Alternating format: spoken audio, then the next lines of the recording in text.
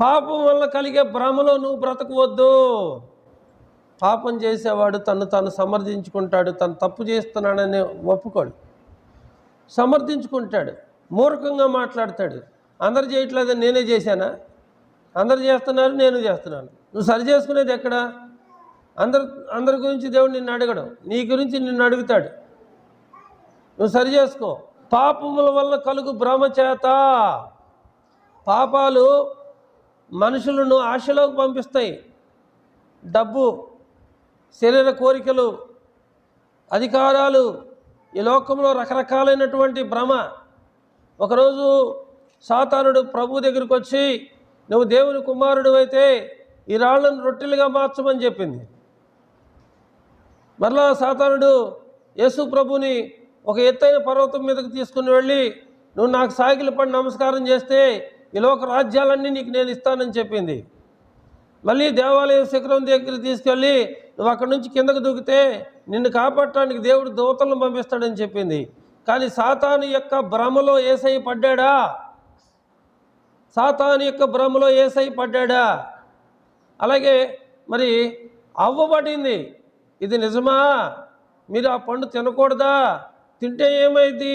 తింటే మీరు కూడా దేవదూతల వలె ఉంటారని ఆ రోజు ఆ సాతానుడు అవ్వమ్మని భ్రమ పెట్టింది. పాపం వల్ల కలిగే భ్రమ.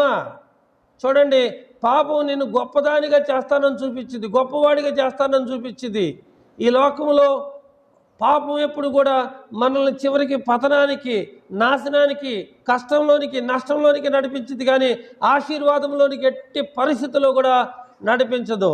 పోతీఫర్ భార్య యోసేపు మీద కన్ను వేసింది, కానీ యోసేపు ఆమెతో పాపం చేయకోకుండా ఆమె ఎద్దు నుండి పారిపోయాడా లేదా? పాపం చేసే ప్రతి మనిషి కూడా ఒకటి సమర్థించుకుంటాడు, రెండోది సరి చేసుకోడు. పాపం వల్ల వచ్చే లాభాన్ని చూసుకుంటూ ఉంటాడు. కానీ నీవు నీ కుటుంబాన్ని పాడు చేసుకుంటున్నావు, నీ దేహాన్ని పాడు చేసుకుంటున్నావు, నువ్వు నిత్య జీవానికి వెళ్ళకోకుండా నరకానికి వెళుతున్నావు. లోకంలో ఉన్నటువంటి పాపం కావాలా, పరిశుద్ధుడైన దేవుడు కావాలా? ఆలోచించుకోండి. మూర్ఖంగా, వక్రంగా, దుష్ట హృదయం కలిగి చీకట్లో నడవాలని మరి జీవము కలిగినటువంటి దేవుని మార్గాలను విడిచిపెట్టేవాళ్ళు ఎంతోమంది ఉన్నారు. బుద్ధిహీనులు దేవుడు లేడని తమ హృదయంలో చెప్పుతున్నారు, తన మనసులో అనుకుంటున్నారు.